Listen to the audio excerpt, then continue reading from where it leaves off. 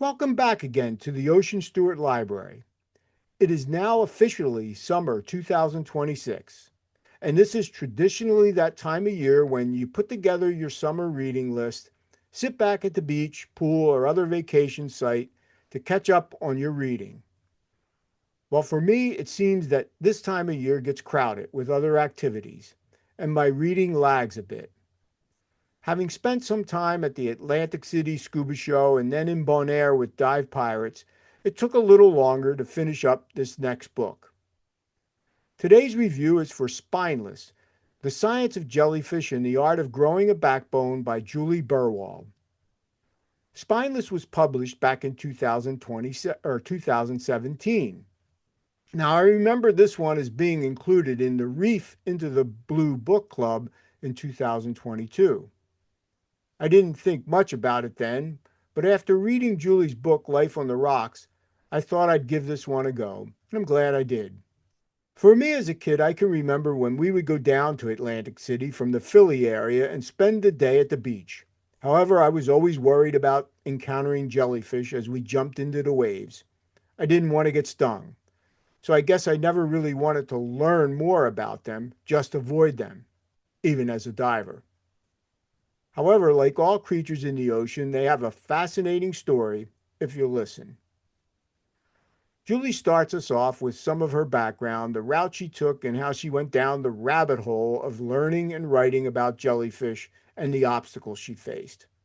Like Monty Graham from Dauphin Island Area Lab in Gulf Shores, Alabama. Monty seemed a bit hostile and distrusting of Julie's agenda. His answer to her recording their conversation was a definitive no. Undeterred, she plowed forward with the research. Now, I never thought about the problems that jellyfish cause beyond the sting. There are over 150 million stings each year worldwide, but that's just one of the jellyfish ills. Two others have significant impact. Large blooms of jellies clog the cooling systems of various power plants, plus when the jellies are massively present, like the comb jellyfish that were present in the Black Sea, fishing gets dramatically impacted. We are given a fair amount of science about jellyfish and how they developed. I never really thought about that much, but it is an evolution from a planula to a polyp that can live years to decades, that produce the jellies. And then there's a phase called stobilation, and then Ephyra to finally the Medusa that we're all familiar with.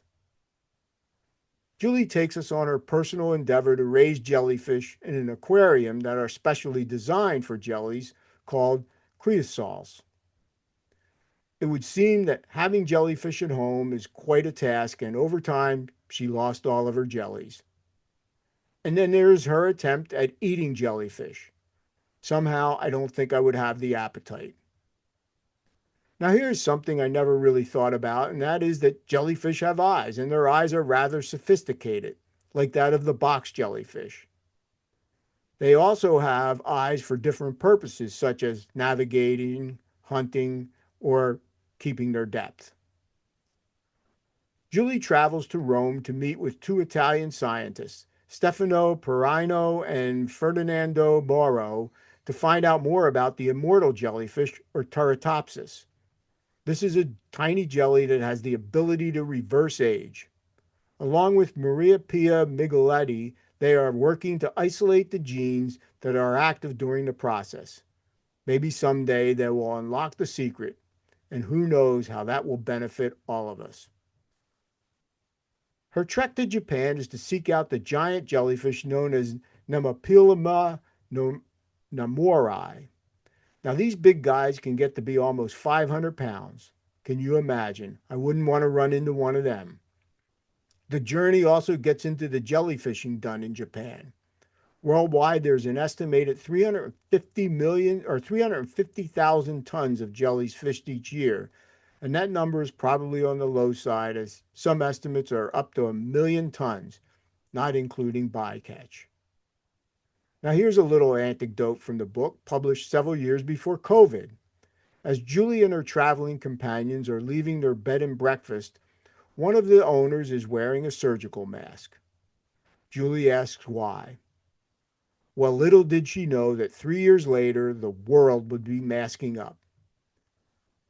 From box jellyfish's deadly toxin to Tropical Storm Sandy to the expansion of the Suez Canal and sunscreens developed to protect us from stings, Spineless will give you a behind the scenes look at all things related to jellyfish.